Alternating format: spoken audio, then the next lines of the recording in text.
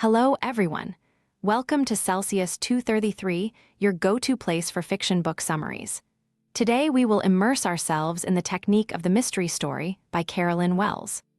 The Technique of the Mystery Story by Carolyn Wells, published in 1913, serves as both a meticulous guide and a tribute to the enduring appeal of mystery fiction. With an approach that balances practical advice and literary appreciation, Wells unpacks the mechanics of crafting a compelling mystery, from plotting to character development, while celebrating the genre's unique ability to stimulate curiosity and engage the mind. Her work appeals not only to aspiring mystery writers, but also to readers fascinated by the art of suspense and puzzle solving.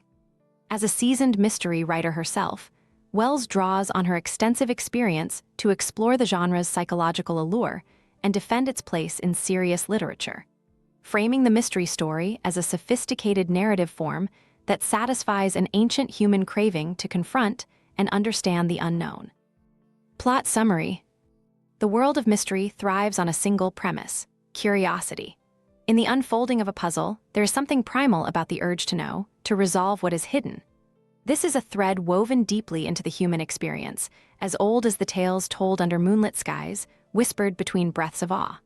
In a society increasingly drawn to the unknown, this timeless thirst for understanding manifests through one of its most enchanting forms, the unraveling of a mystery. The essence of this quest begins with a question, a riddle, or a crime whose solution lies far beyond the surface of appearances.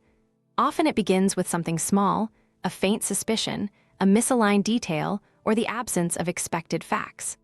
There is always a tension present, an imperceptible pulling of strings that nudges those with an investigative mind to probe deeper. And so begins the hunt, one that demands both intuition and sharp analytical thought. Central to this journey is the figure of the detective. In essence, this individual is not just a pursuer of criminals, but a seeker of truth hidden beneath layers of deception. The detective stands at the intersection of logic and emotion, recognizing patterns invisible to others, piecing together fragments of evidence that, at first glance, seem unconnected. Their greatest weapon is not physical prowess, but an acute mind trained in the art of deduction. One of the finest examples of this craft, it is said, was Dupin, a man of almost supernatural mental acuity. In Dupin's hands, chaos became clarity.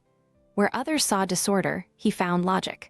When a crime rattled the unsuspecting, it was Dupin who would walk into the scene with eyes that seemed to see beyond walls into the very soul of the puzzle.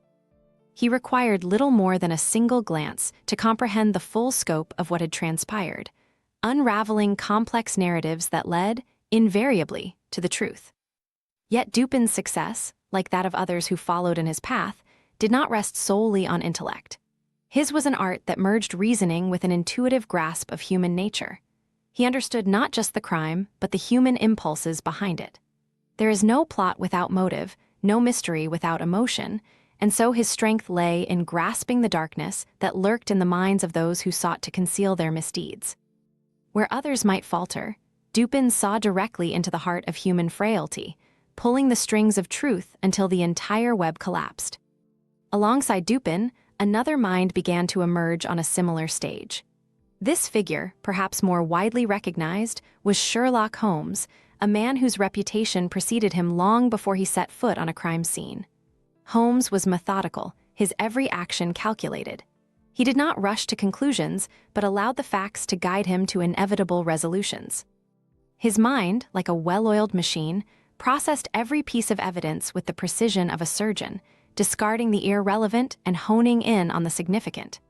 The smallest clues became doorways to larger truths, whether it was a discarded glove or a smudge of ink on a paper. Both Dupin and Holmes thrived on riddles, those intricately layered puzzles that demanded unraveling. It is said that every good mystery is built upon a foundation of enigma, where the facts are obscured by shadows, half hidden in plain sight. This is the core of such tales, not the crime itself, but the slow, deliberate unfolding of its solution. The detective, like a painter layering colors upon a canvas, adds brushstrokes of logic until the entire picture becomes clear. But what is the force that drives these detectives to pursue their quarry? It is not simply the desire for justice, though that is an ever-present companion. No, their pursuit is rooted in something deeper, something primal, the need to know. The detective, in many ways, is driven by the same hunger that consumes the reader. It is a need for resolution, a compulsion to make sense of the chaos that surrounds them. Whether it is a tale of missing jewels, an unexplained disappearance, or a murder so brutal that it chills the soul, the detective steps forward with one purpose: to bring clarity to that which seems incomprehensible. The act of resolving a mystery does not rely on intellect alone. There is an art to the game, an understanding that comes not from books, but from experience and human insight. The greatest detectives do not just ask how or what but why. In doing so, they probe into the human psyche, uncovering motives that lay hidden beneath layers of pretense and lies. Often, it is not the crime itself that is so difficult to understand, but the reasons behind it. The passions, the fears, and the desires that drive someone to commit acts of deception or violence. Yet, even when the truth is uncovered, it rarely arrives with fanfare. The resolution of a mystery is often subtle, a quiet realization that brings with it both relief and a touch of melancholy. In the end, the mystery, like life itself, is complex. The answers that seemed so crucial at the beginning often reveal themselves to be both simpler and more tragic than imagined. As the detective lays bare the final pieces of the puzzle, there is a sense of completion but also an acknowledgement of the cost, the damage done, the lives altered, and the truths that, once uncovered, cannot be forgotten. This is the essence of such tales, where the pursuit of truth is not just an intellectual exercise, but an exploration of human nature itself. Every mystery is, at its core, a reflection of the world in which it exists, a world where logic, intuition, and emotion collide, and where the pursuit of answers becomes a journey through the deepest corridors of the mind. That's it for now. If you enjoyed this, check out other books by Carolyn Wells.